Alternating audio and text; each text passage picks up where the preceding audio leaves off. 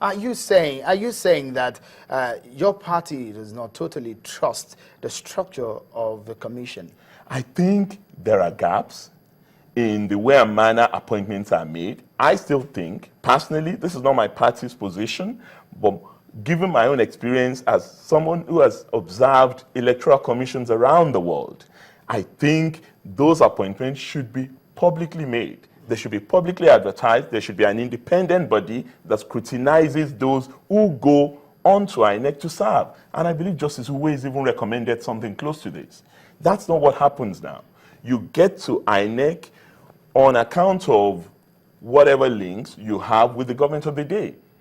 If we get there, that will still subsist. But my argument is, for a body that is so crucially important, that wants to earn that title independent, not just as an appellation, but as a way of its functioning, you need to have officials that are totally detached from partisan interests. But then they can argue that one of the conditions of appointment is that you must be someone who is at the level of a member of the National Assembly.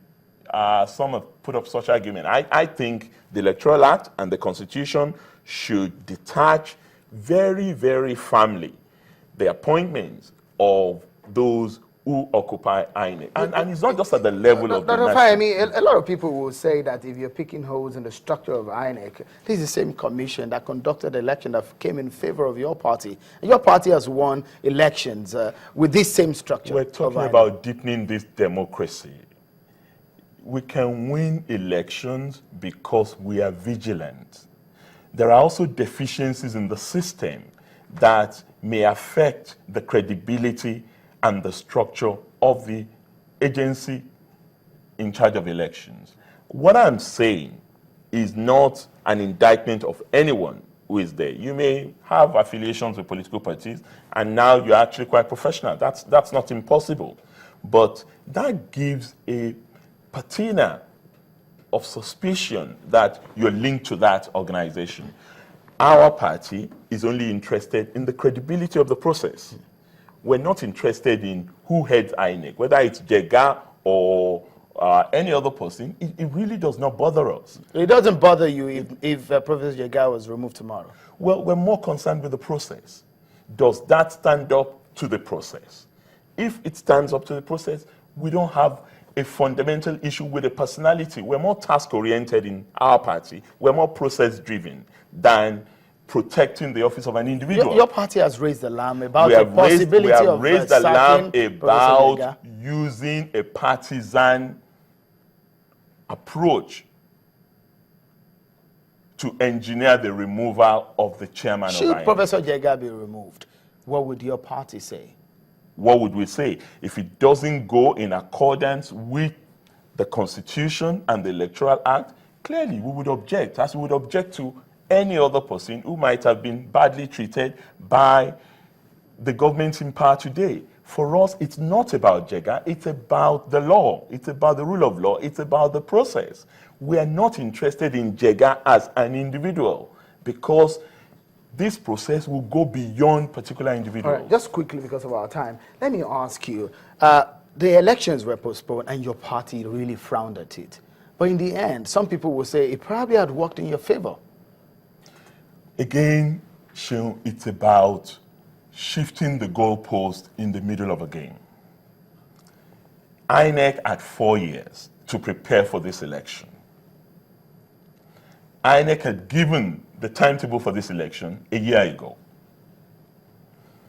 Almost every aspect of the process had been in motion, with the due dates known to all critical stakeholders and the voters.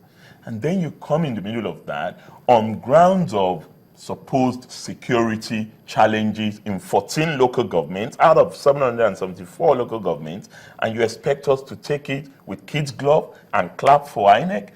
We would do no such thing. But are you prepared now for the polls? We were prepared for the polls on 14 February. But probably you are better prepared now. Well, that's neither here nor there. We've been saddled with the responsibility to continue to campaign for another 6 weeks. Has your party gotten more money for campaigns now? Because there are some talks in some quarters that at that postponement, it looks so much that your party was broke for the elections, for the campaigns. Well, let me put it on the table. We don't have access to government funds. Even when some of your members we don't are have access to illicit funds. The bulk of the funds that we're using on this election come from the ordinary people, through our scratch cards, through the fundraising committee's efforts. And we're not going to fritter that money away irresponsibly. We would spend our money in a manner that will produce results. So for us, the question of whether we're broke or not is not really material to this process. We've continued to campaign. You have enough money to spend now.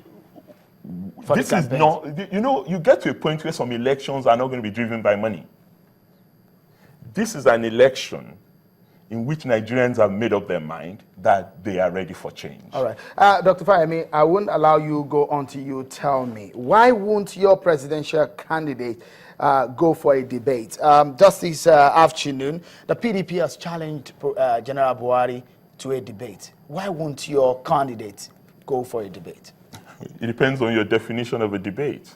Our presidential debate. Our candidate has never, at any point in time, refused to participate in debates. And he's been having debates, he's been having conversations with Nigerians all over.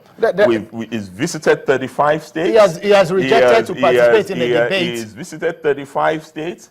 He's been to 5 town hall meetings with different segments of our population. Dr. Fayemi, just a moment.